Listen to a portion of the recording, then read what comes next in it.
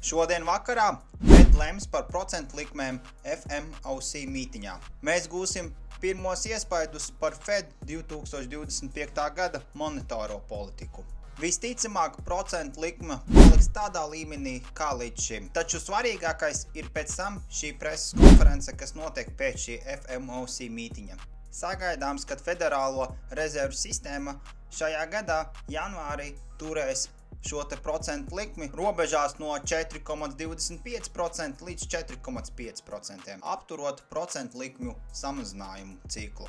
Pagājušajā gada decembrī Fed prognozēja to, ka šajā gadā būs divas reizes procentu samazinājums par 0,25%. Taču tas varētu mainīties, jo īpaša uzmanība tika pievērsta Trumpa komentāram, kad viņš izteicās: es pieprasīšu tūlītēju procentu likmju samazinājumu. Šī tikšanās, protams, būs svarīga, lai izprastu tirgus nākotni. Daudz kā atkarīga būs no tā, ko tieši Powells teiks preses konferencē, kas pēc Latvijas laika būs 9:30. Visu aktuālo, kā vienmēr, atradīs Kripto numur 1 kanālā, čatā un arī privātajā grupā. Links būs profila aprakstā.